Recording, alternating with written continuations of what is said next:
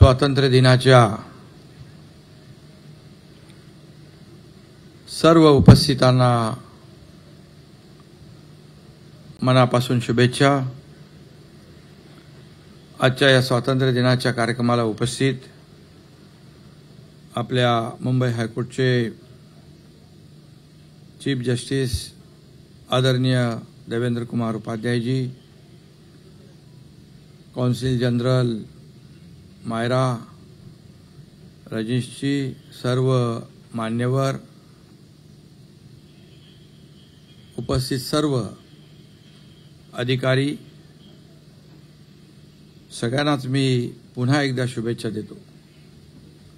आपल्या देशाला स्वातंत्र्य मिळून आज 77 वर्ष पूर्ण झाली आहेत। या निमित्त राज्यातील जनतेला मी मनापासून हार्दिक शुभेच्छा देतो। देशाच्या स्वातंत्र्यासाठी आपले प्राण अर्पण केलेले शहीद आणि स्वातंत्र्यवीरांनाही त्रिवार वंदन करतो। 9 ऑगस्ट क्रांती दिनापासून राज्यात हर घर तिरंगा अभियान उत्साहात सुरू आहे। तिरंगाच्या सन्मानासाठी अनेक कार्यक्रम आपण साजरे केलेत। त्यामुळे स्वातंत्र्य दिनाचा उत्साह आज शिगेला पोहोचला आहे। देशप्रेमाची ही ज्योत आपल्या हृदयात अशीच कायम तेवत राहिली पाहिजे। सुजलाम सुफलाम अशा या भारत भूमीच्या स्वातंत्र्याचा हा सोहळा आपल्या देशाप्रती असलेल्या आपल्या कर्तव्यांची आठवण करून देतोय।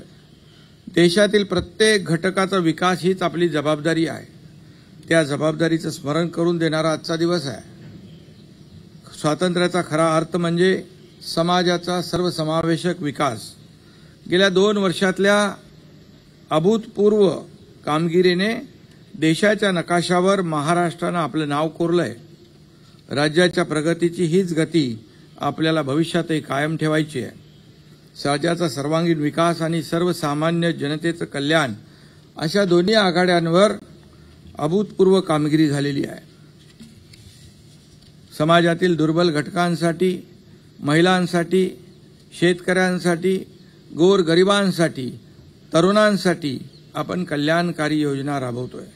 या योजनेच्या माध्यमातून महाराष्ट्रानं आपली समाजाच्या प्रत्येक घटकाच्या विकासासाठी सरकार कटिबद्ध आहे हे दाखवून दिलंय। आमच्या या प्रयत्नात देशाचे आदरणीय प्रधानमंत्री नरेंद्र मोदीजी यांचं नेहमी मार्गदर्शन मिळत राहील। त्यामुळे आजही महाराष्ट्राचं ग्रोथ इंजिन वेगाने धावतंय। त्यामुळे आपली वाटचाल सध्या स्वातंत्र्याच्या शताब्दीच्या दिशेने होती आहे। 2047 मध्ये जगात भारत आणि भारताचं स्थान कसं असावं याचा रोडमॅप माननीय प्रधानमंत्री मोदीजी यांनी तयार करायला सुरुवात केलेली आहे। 100व्या वर्षी भारत हा जगातील बलाढ्य देश असेल याची मला खात्री आहे। येत्या काही वर्षात देशाची अर्थव्यवस्था $5 ट्रिलियन करण्यासाठी आपण पूर्ण तयारी केली आहे। भारताने जगातली 3री अर्थव्यवस्था होण्याच्या दिशेने आपली आगेकूच सुरू आहे। जेव्हा आपण विकसित भारत असं म्हणतो तेव्हा महाराष्ट्राचं योगदान यात खूप मोठं असणार आहे, हे आपण लक्षात घेतलं पाहिजे। विकसित महाराष्ट्र घडवण्यासाठी आपल्याला तशी धोरणं आखावी लागतील। त्या दृष्टीने आम्ही गेल्या 2 वर्षापासून अनेक महत्वाकांक्षी पावलं टाकलेली आहेत। गेल्या सरकारमध्ये महाराष्ट्र देशातल्या राज्यांच्या विकासाच्या क्रमवारीत खाली घसरताना दिसत होता।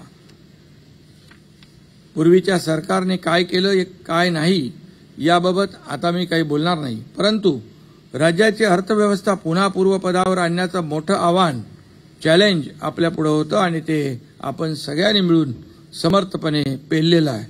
गुंतवणूकदार असोत, उद्योजक आणि सर्व सामान्य लोक असोत, त्यांच्यात आत्मविश्वास जागवण्याचं शिवधनुष्य आपण पेलून दाखवलं।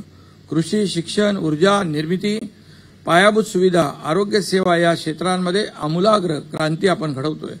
राज्यात 1.5 कोटी रोजगार निर्माण करण्याचं आपण ठरवलंय। राज्याची सर्वांगीण प्रगती झपाट्याने व्हावी, नवीन अद्ययावत धोरणांची अंमलबजावणी सुरू केली आहे। उदाहरणादाखल नुकतेच आम्ही राज्याची लॉजिस्टिक पॉलिसी तयार केली आहे। यातून येत्या 5 वर्षात 30,000 कोटींचा महसूल मिळणार आहे। केवळ मुंबई, पुणे, नागपूरच नाही तर प्रत्येक जिल्ह्यामध्ये उत्पादन आम्ही विकसित करतोय।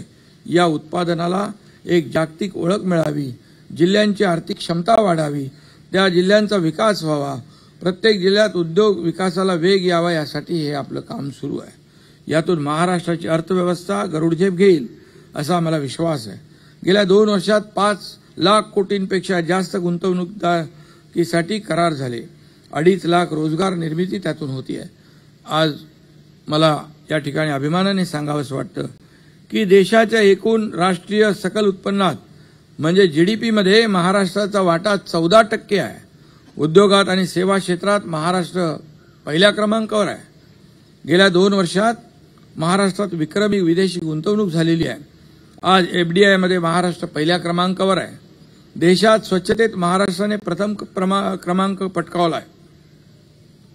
विदेशातून येणारे पर्यटक भारतात सर्वप्रथम महाराष्ट्राला पसंती देतात.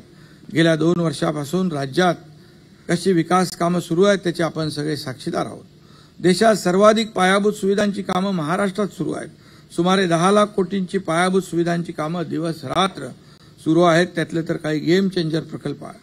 लवकर समृद्धी महामार्गात शेवटचा टप्पा पूर्ण होऊन नागपूर ते मुंबई पूर्ण वाहतूक सुरू होईल.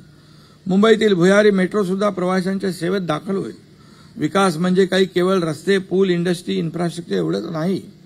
गोरगरीब, दुर्बल, वंचितांच्या जीवनामध्ये आमूलाग्र बदल घडवणे, आनंद निर्माण करणे आणि त्यांना विकासात मोठं स्थान देणं हे देखील गरजेचं आहे. आमच्या 7 फ्लॅगशिप योजनांना राज्यातील आणि राज्याच्या सामाजिक क्षेत्रात क्रांती आणली आहे असं म्हटलं तरी वावगं ठरणार नाही. शासन आपल्या दारी सारखी क्रांतिकारी योजना आपण राबवली. त्यातून तब्बल 4 कोटीपेक्षा जास्त लाभार्थ्यांना त्यांच्या गावी जाऊन करोडो रुपयांचे लाभ आपण दिलेले आहेत. आमच्या निर्णयावर नजर टाकली तर खऱ्या अर्थानं महिला, युवक, शेतकरी, गरीब यांचा सन्मान करून त्यांना शक्ती देण्याचा प्रयत्न आपण केला आहे. हे लक्षात घेतलं पाहिजे. परवा रक्षाबंधन आहे.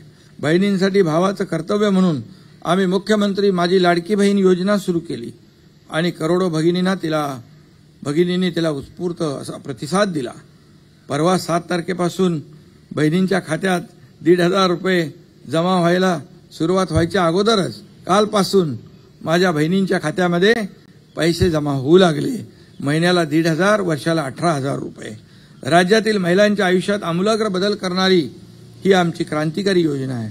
याशिवाय युवकांना रोजगारासाठी प्रशिक्षण आणि भरीव स्टायपंड देत आहोत. मुख्यमंत्री अन्नपूर्णा योजनेतून गोरगरीब कुटुंबातील महिलांना वर्षातून 3 मोफत गॅस सिलेंडर आपण देत आहोत. शेतकऱ्यांच्या कृषी पंपासाठी मुख्यमंत्री बळीराजा वीज सवलत योजना आपण सुरू केली आहे.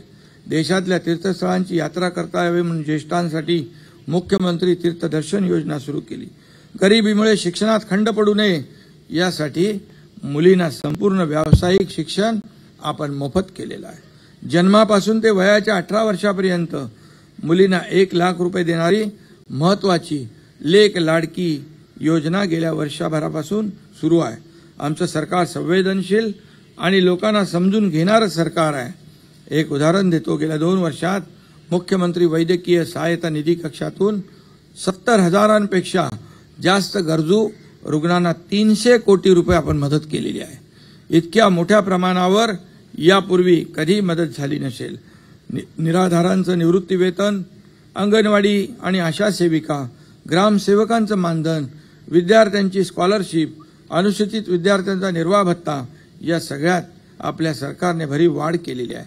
सारथी, बार्टी, महाज्योती, अमृत, अण्णासाहेब पाटील आर्थिक विकास महामंडळ या सगळ्या संस्था मागास, दुर्बल, गरीब युवकांसाठी अनेक योजना घेऊन काम करत आहेत.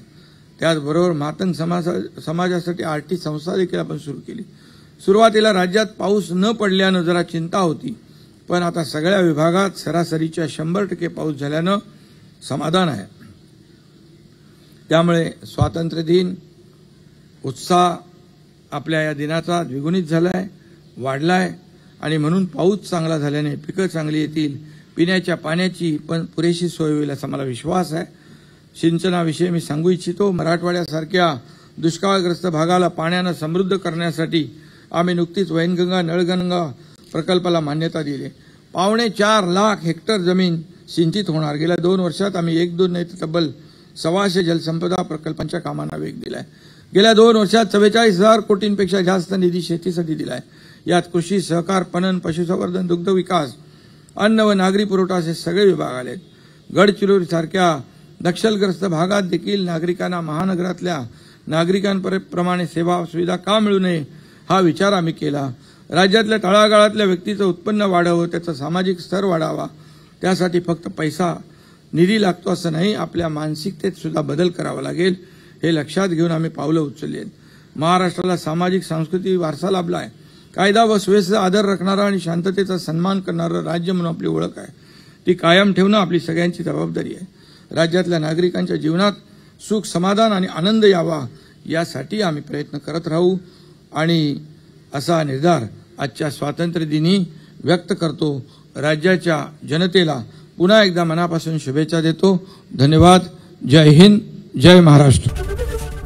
एबीपी माझा, उघडा डोळे बघा नीट.